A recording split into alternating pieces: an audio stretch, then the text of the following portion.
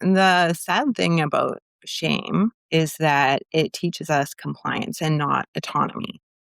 When we learn that compliance keeps us safe, if I do what I'm told, then I will be safe, then we lose touch with our sense of internal motivation. And internal motivation is a core driver of self-directed change. And if we don't have that, then habit building and discipline becomes an act of survival rather than of caring for myself and doing something that's good for me. Overwhelm, reaction mode, and just keeping up are the old way.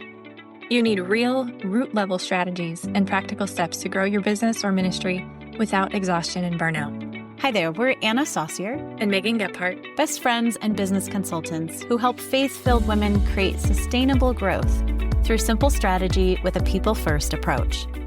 Here at Apostolic Fruit, we hope to offer you clarity, support, accompaniment, and healing, one tiny step at a time. Welcome back to the Apostolic Fruit podcast. In this episode, we're going to get a little bit controversial when it comes to habit change and why most attempts to change a habit fail and create frustration, and an invitation of what you might do instead and how we can think of this differently. I love it when we can shake up the status quo. I'm Anna Saucier, and I am thrilled that you're listening right now. I seriously just want to share with you, as a deeply connective person, I want you to know how much it means to me that you, my dear human beings, have chosen to give your attention to this episode right now. I am really deeply grateful for that. And today in this episode, I am thrilled that we get to bring on a dear friend, a member of our Apostolic Fruit team, someone I personally turn to regularly for support, and who is just an incredibly gifted habit change coach. Hi, Elissa. Welcome to the show. Thank you so much, Anna. I'm really excited to be here with you. Awesome. Let me share a bit about Elissa in this more formal bio way. As a certified integrative change coach, Elissa draws from a blend of modalities, including parts work, nervous system and somatic awareness, hypnosis, and embodiment practices. She supports clients in shifting long-held patterns, growing in self-leadership, building deep self-confidence, and expanding their capacity to be in mindful and compassionate relationship with all parts of their mind and body. She believes that each of us has everything we need to thrive, but sometimes we need help uncovering the inner resources. Her approach works with the understanding that we are whole systems, mind, body, and unconscious, all intricately connected. This allows us to work not just on an intellectual level, but with the deeper layers where real lasting transformation can happen. Elissa Frankham is a mama to 6 beautiful humans and lives on Canada's magical West Coast on Vancouver Island. So thanks again for being with us today, Elissa. Yeah, I'm excited. It feels like it has been a long time coming. Absolutely. Yes, we've been working together for quite a while. It's so cool to come together in this way now. Yeah. Let's start talking about habit and habit change. It's not the most exciting thing to talk, although in some way, everybody wants to change habits. Most of us have this deep desire. I wish I could just do it differently. I wish I could show up differently. And there's all kinds of books, Atomic Habits. There's all kinds of books on how to do something differently. And we all have these judgments of, if I could just get myself to do something differently. But we've all tried dozens of different ways and approaches to do this, and most of them fail. And then we see ourselves just either giving up and settling for the way we did it before. And I want to just invite this space to open up the question and go, okay, if this continues to not work and not work and not work, are we going about habit change in the wrong way? Mm-hmm. Yeah, for sure. Yeah. And I think that a lot of the messaging that we receive around building a habit or changing a habit, breaking a habit, any kind of change that we're trying to make, whether it's explicitly a habit or just a change, usually the piece that gets talked about the most is discipline. And culturally, we seem to equate discipline with habit change, that they're one and the same. But there's a lot of other factors that can impact whether or not we're going to be able to create a change, whether we're going to be able to keep that change. But because discipline is what's equated with building a habit, then when we aren't able to stick with it, then we tend to turn to that discipline point and say, well, it must be that I'm not disciplined enough. I'm not trying hard enough. Maybe I'm not the kind of person that can build this habit. Maybe I'm a flake. Maybe I don't want it enough. Like we hear that fairly often. Well, if you wanted it, you do it. But it's true that if you want to write a book, for instance, that passion and enthusiasm, it's only going to get you so far through the slog and the hard work of writing a book. And that you are going to have to sit down on a at least semi-consistent basis to actually sit down and write. And if you want to get through a full length book.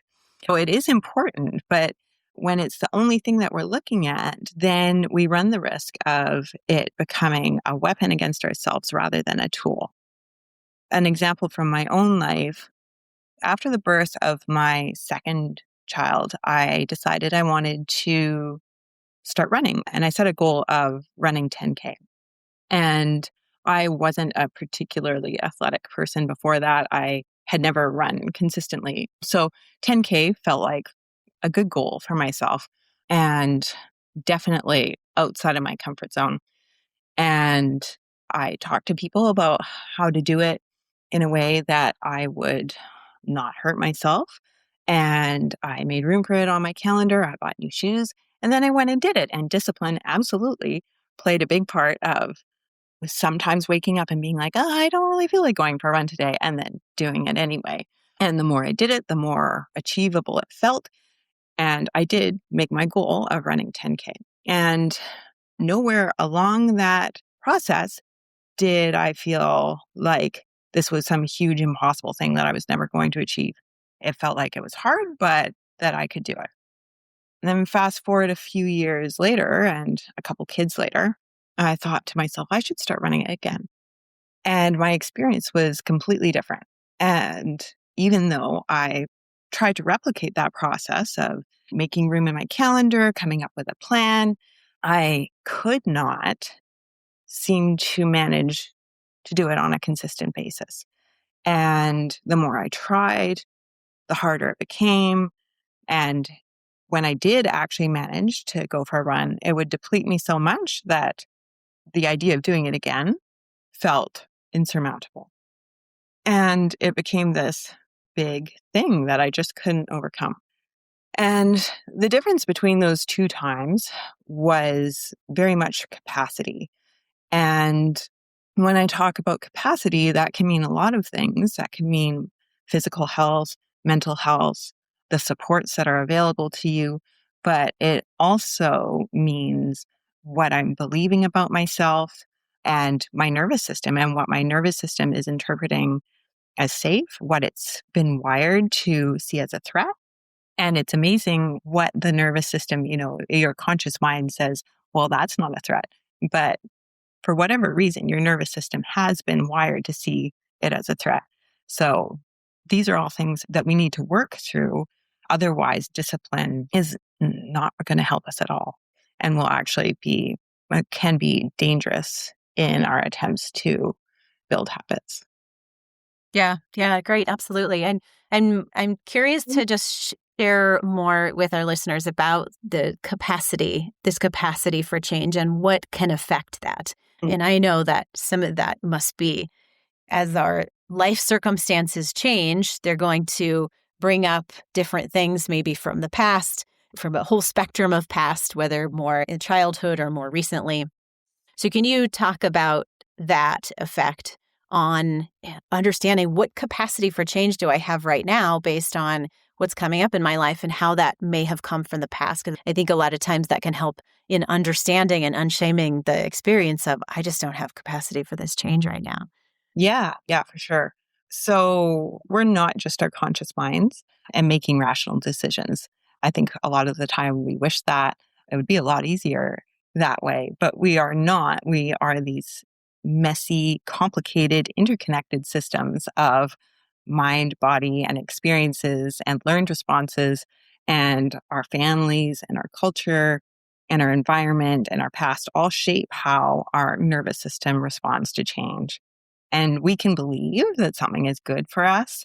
But like I said, if your nervous system sees it as a threat, you will eventually hit a wall. And that wall can look like procrastination, avoidance, or anxiety, or fatigue, or even like discomfort physically.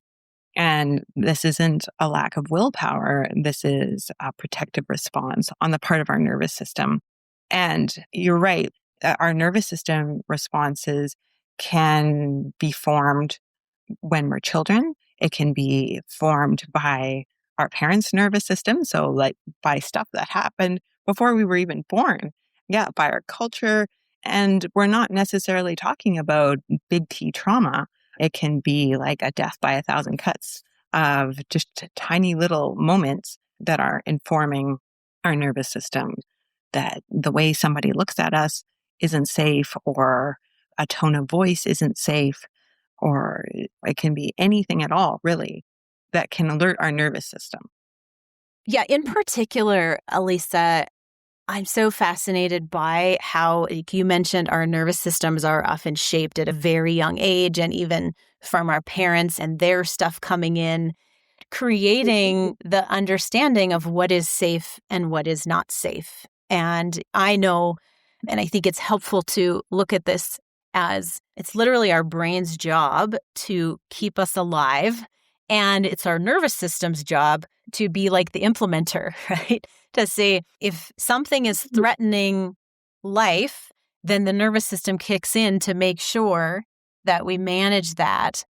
And what's interesting about how the brain operates too is it's this job to keep us alive. And that means keeping the status quo, like keeping things the same as possible so we can understand if we're trying to change everything, that's going to be hit with that nervous system's protection. So I want to ask you to talk about two different things here. A bit further understanding about the effect of how that nervous system was shaped in childhood affecting this desire to change a habit or change a way of being. Mm-hmm. Yeah, for sure. So absolutely, childhood experiences form the way that habit change is going to happen as adults. And what we learn as kids is going to have an impact as we get older.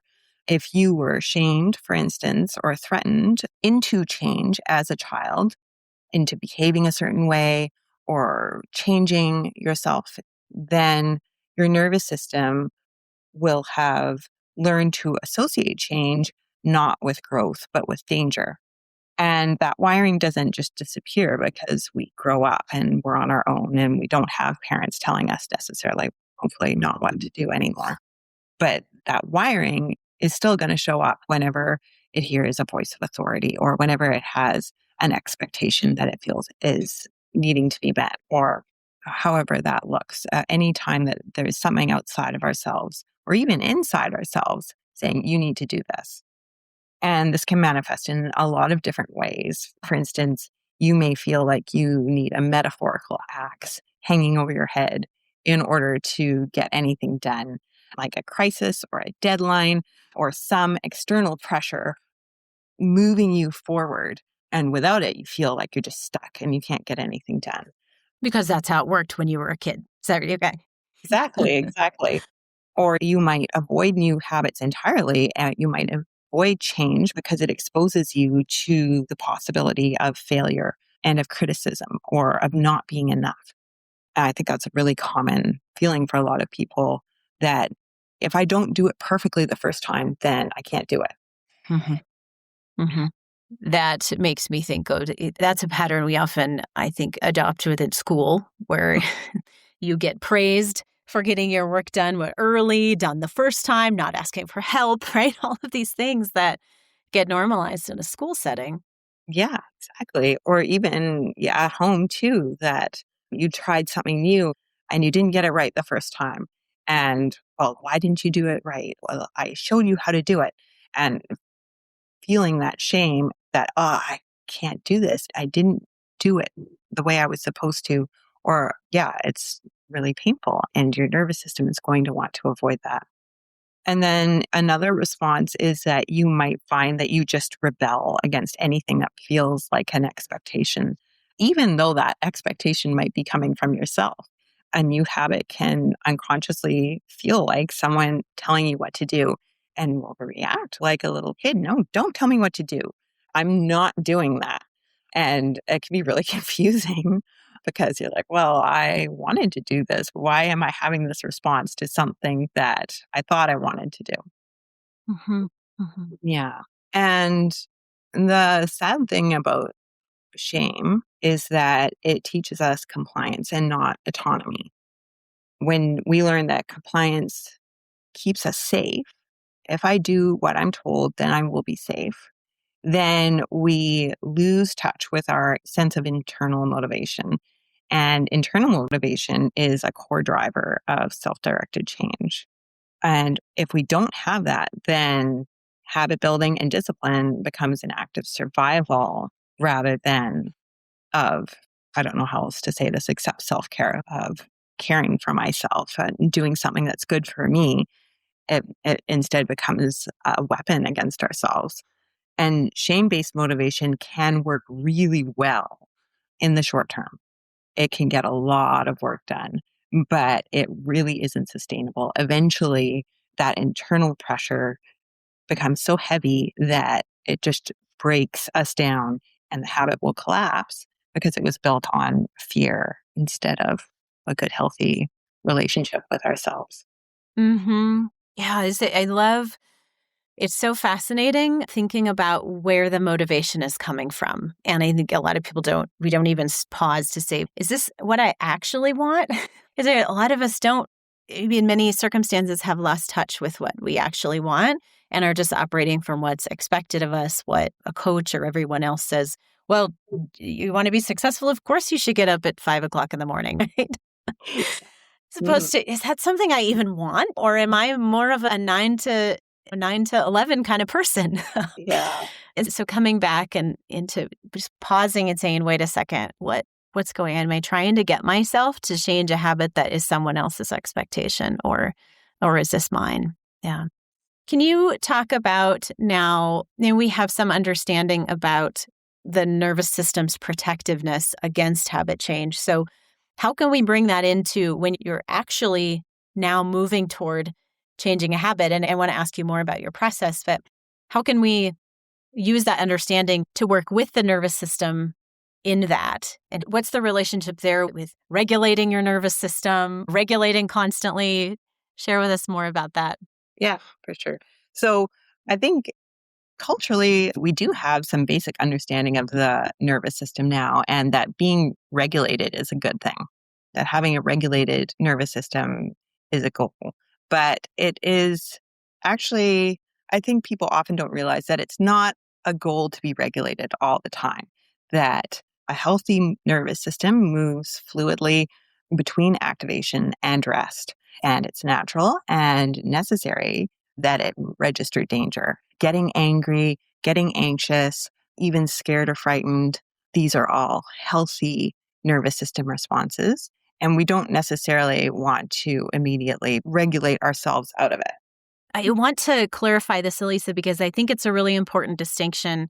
So a regulated nervous system doesn't mean calm all the time, is what you're saying, that it means that you're able to move through those changes. Yes. This is a really important distinction, I think, yeah. Yes. And if we're able to, then getting angry or getting scared, then that's just information for us. Oh, I'm angry right now. Why am I feeling that way? And it opens up the door for us to explore how our nervous system is wired and why that wiring is there in the first place. And is it something that still serves me or does it not?